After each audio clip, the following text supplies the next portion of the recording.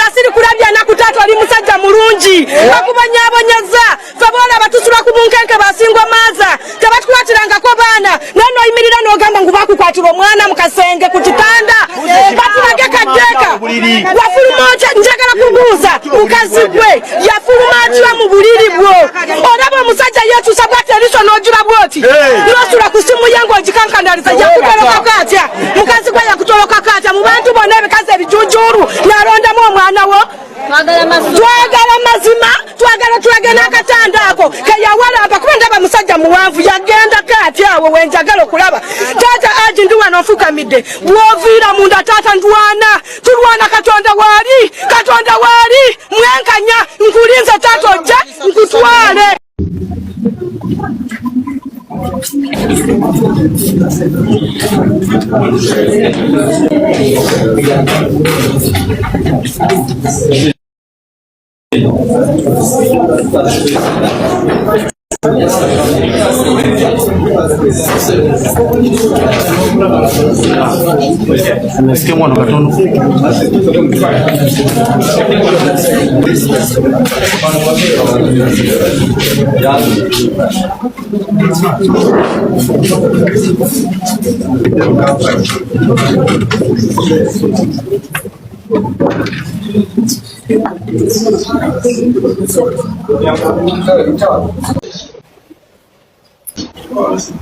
For any other applications or prayers in regard to the accused's rights, they should be put before the trial court, which is the High Court Criminal Division.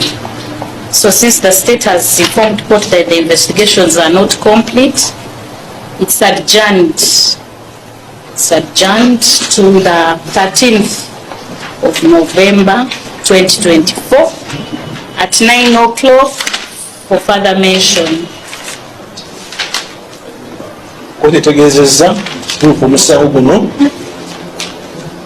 tugulira mu kooti eno mugenda kulya mu kooti enkulu nabwe kityo ategezeza nti oludda oluwabi lina ekizo kuba tukola okunonyereza mu musawo guno mu bwangu ddala okulaba nti omusango gusobola okuwulirwa okuva ku nkomerero yagwo mu kooti esaanidde okubuulirwa nga ye kooti enkulu nabwe kityo omusango tewonetandaka mwezi 13 omwezi gwa 11 ku saa 3 ez'okumakya lwegenda okusoma mu kooti eno okutegeeza oludda lwakutegeeza kooti etuuse n'okunonyereza omusango guno okuvugiriza Hajji newankubadde olwaleero nga bwe twabategeeza era terubadde lunaku lwakweyimirirwa oludda oluwabi luze ne lugamba nti obujulizi terunaba kuŋŋaanya bumala naye ne lusaba nti balwongereyo paka ng'ennaku z'omwezi 13 mu Novemba mu mwezi ogw'okumin'ogumu gukomewo nga gukuŋŋaanyiza obujulizi. Naffe bwe tutyo ne tusaba kooti nti kyeyoleka kaati nti bwe baatuusire okuleeta omusibe bandibadde n'obujulizi baabukuŋŋaanya dda naye nga bwe bagambye nti of course okwogera ku rights z'omwami ono oba eza Hajji Ali kiteeka okubeera era ne mu kooti enkulu kubanga yevunaanyizibwa ku nsonga zino ate nga naffe ekyo era tukikakasa naye omulamuzi ategeezezza oludda luli lwanguye okuŋŋaanya obujulizi bwabwe era naffe tubawagabwe nti nga bwe tugambye nti singa mwali mukimanyi nti mulina obujulizi bwonna mwandize buzi n'obujulizi kuba mugambye emyezi gyonna egibaddewo obujulizi mubadde mubuyina naye bagambye obujulizi tebuwera so bakyanoonyereza obujulizi obusukkawo nga omuntu waffe Hajji bw'akyali emabega w'emitayimbwa kakati awo we tujja okuva tubategeeze nti ennaku z'omwezi nga 4 lujja kuba lwa Mande ku ssaawa 3 twataddeyo okusaba kwaffe mu kooti enkulu ey'omu Kampala eya High Court Criminal Division egenda okutuula wali ku High Court mwenna we mumanyi ku ssaawa 3 lwe tugenda okuteekayo okusaba kw'okweyimirira okwa Hajji Ali Mwizerwa. Ekirungi nti bano bategeezezza nti bo tebannamaliriza kubuuliriza ku nsonga eno bakyanoonyereza bakyakuŋŋaanya bujulizi so ekyembi nti omukulu ali munda bo nga bwe banoonyereza kakati nga bwe tubagambye nti tujja kugenda mu maaso nga tussa ekitiibwa mu kooti nammwe okubasaamu ekitiibwa. Tubakubiriza tukuume enneeyisa ennungi n'okubeera nga tugoberera ebiragiro bya kkooti nga bwe bituwadde. Buli omu waddembe okuba n'endowooza ku nsonga eno, naye ate era tubeebaza mwenna abasitukiddemu ne mubaawo. Ssaawa 3 mwenna mbategeezezza production warrant tugiina ng'ennaku z'omwezi 4 omwezi ogwa November wali mu High Court mu Criminal Division. Nsaba Katonda abatukuumire. Oluda oluwabi lugamba terunaba kwetegeka bulungi. Terunaba kuŋŋaanya bujulizi bumala. Nga bw'okigaye nti oludda oluwabi lutegeezezza nti terunaba kuŋŋaanya bujulizi bumala kubeera wano oba kwe kwetegeka obulungi nga bw'ogamba.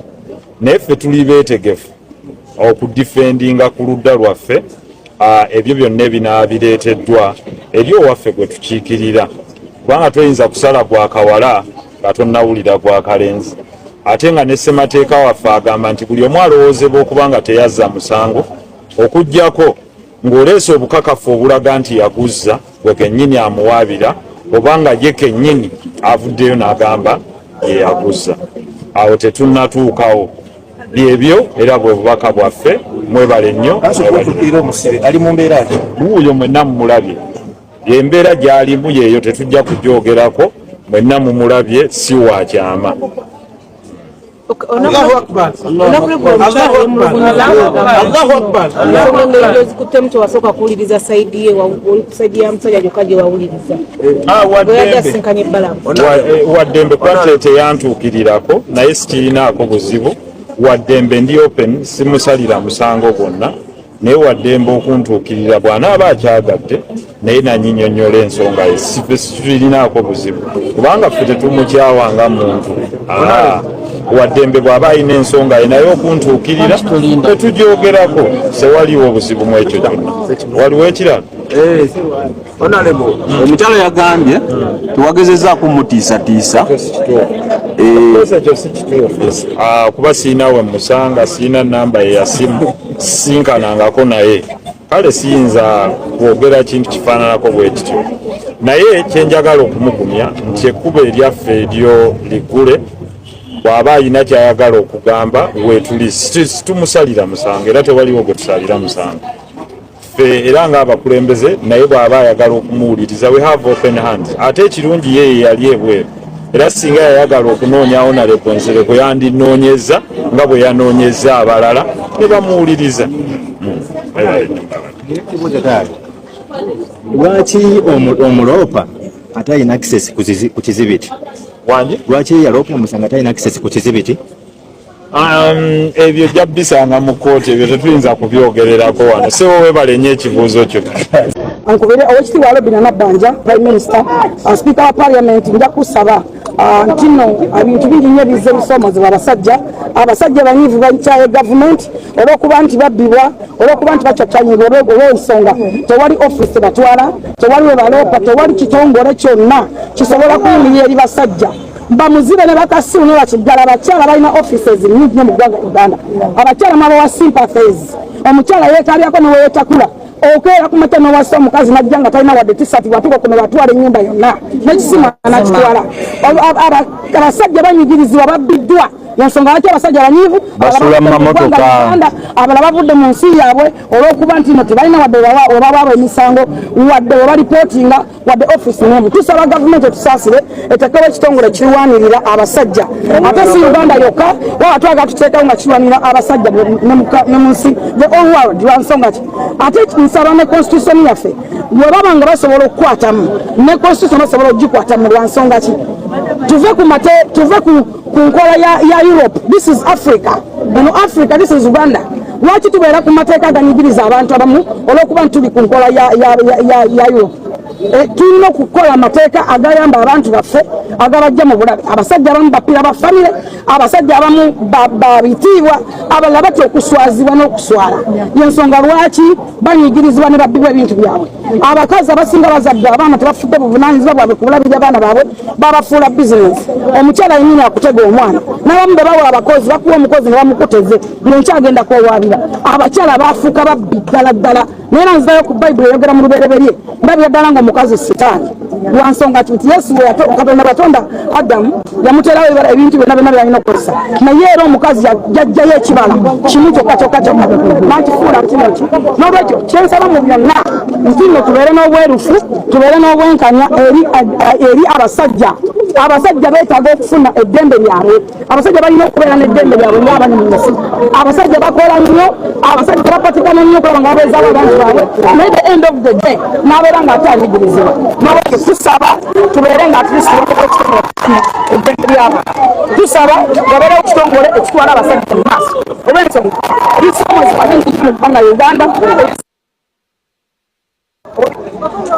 David Mabasajja mutusaasire omusaala gwe twagalamu kabampaane ne simpasi abantu abazze okunoonya amawulire ne simpasi musobola okugakolera ewammwe oyo twamumanyiira wa mawulire wa kabampaane ate media ze Uganda zifokasinga ate si wa mawulire tutemerera ba mawulire azze okukola kabampaane afune amawulire azze okukola kabampaane ayogerweko n'olwekyo twakowa kabampaane tetwakowa kabampaane this time tuli serious tuli mu kabampaane bannamawulire mbasaba okufokasinga ku kintu kino abasajja musinga onyigirizibwa abantu abalonga amawulire ne kabampaane si twazzeemu si twagiridde Allahu Akbar